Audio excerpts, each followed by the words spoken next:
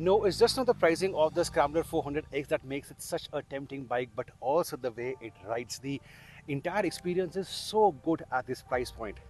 There you go. I've told you sort of my verdict in the starting of the video, but then I am pretty excited with the motorcycle. I've been riding it since morning. I've clocked over 150 kilometers, and because it's very hot and humid, I've taken off my jacket, so please excuse me for that.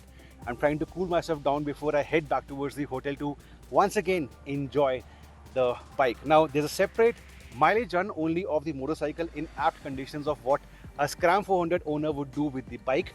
That is live on the channel. Is the mileage on a time full to time full basis good or bad? Well, see for yourself. And also a video comparing both the Scrambler 400X and the Speed 400 is also live on the channel. Main differences, and of course given the price difference of 30,000 rupees, do not miss that video.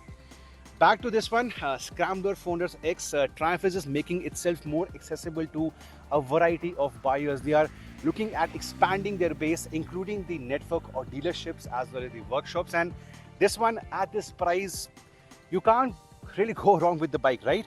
Well, there are a few small hiccups. I will be discussing that in this long detailed video, and let's start right away.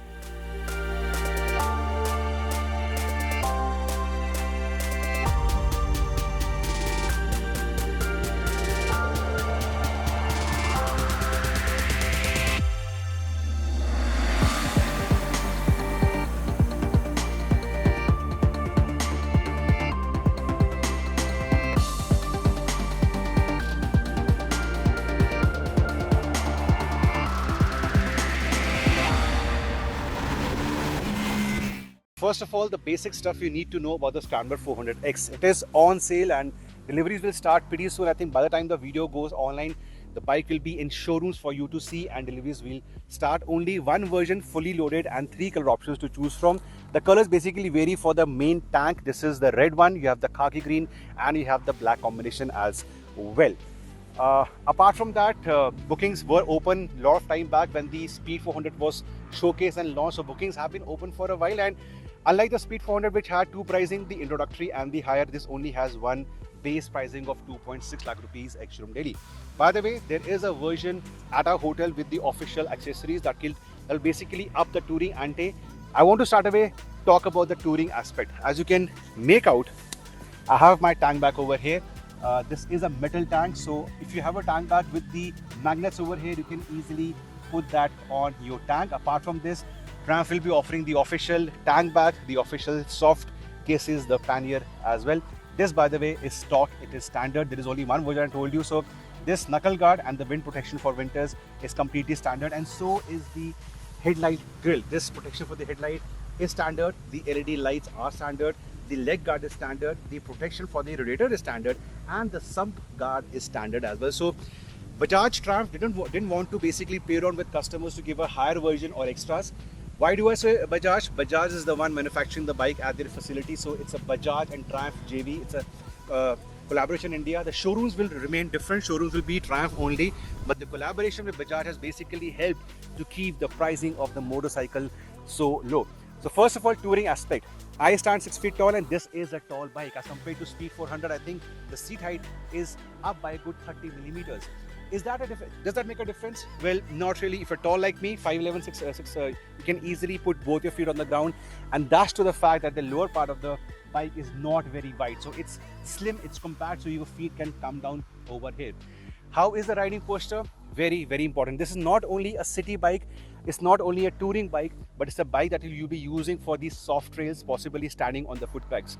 First of all, for the highway or the curvy roads, as you can see on the screen right now, the seating posture is upright. It's slightly bent down like for a sporty angle, and the foot pegs as compared to the Speed 400 are basically a couple of inches up front over here. So it's not very sporty like the Speed, but slightly ahead, which also helps you in case you want to stand on the foot pegs and negotiate a small stretch, which I did over here with the tall grass in the backdrop. I've ridden the bike for over 150 kilometers and no complaints. Very important, because sometimes in long distance to go to a trail from a city, you need to have the highway usage as well. The seat, sufficient padding, it's very spacious, so you get a lot of space to move around over here. Next are the NVH levels, the noise, vibration, harshness levels. It is a good sounding bike, no doubt. I'll possibly just start the motorcycle and make you hear how the bike sounds like. Give me just a second to put the bike into neutral. Yeah.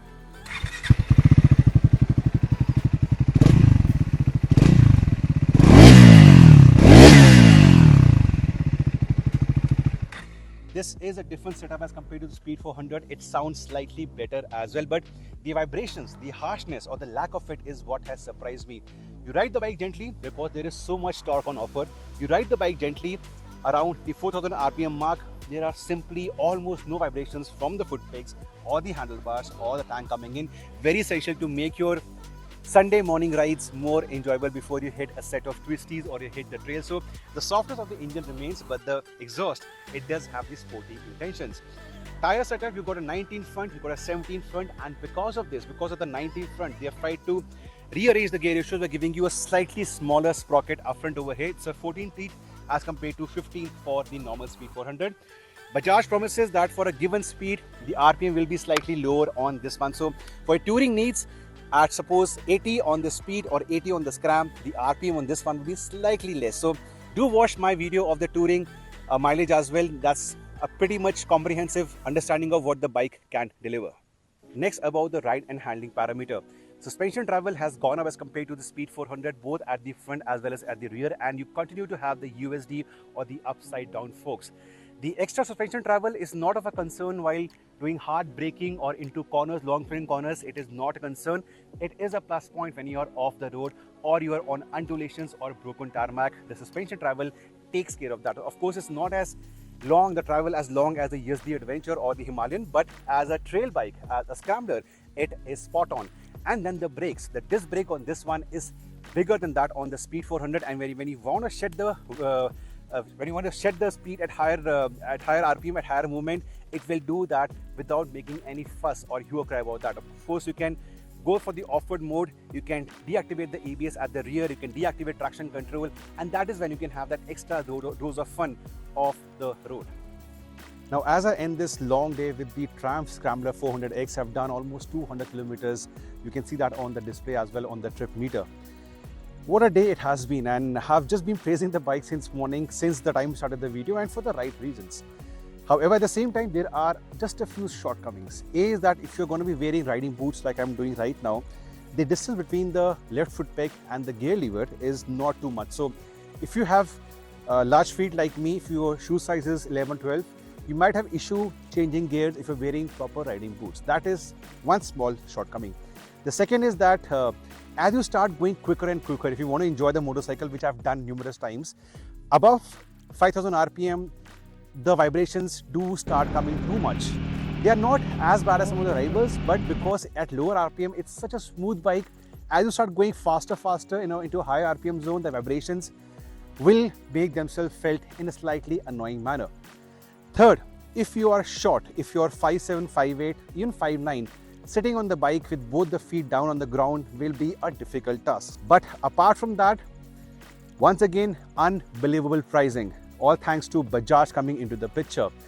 It's an all-rounder. The engine has multiple personalities. It's a comfortable bike, and the features on offer. And finally, the design. It's not as big as what the Himalayan is gonna be. The new Himalayan is, of course, longer, bigger than this one. But standalone as the Scrambler 400X, what has Triumph done? They have done a remarkable job. It's so good, I might just be getting this one home as well, and if I do, the videos will keep on coming on my channel. Once again, if you're still watching this video till now, a big thank you, and do continue the support. If you haven't done till now, do subscribe and hit that bell icon as well. Thank you.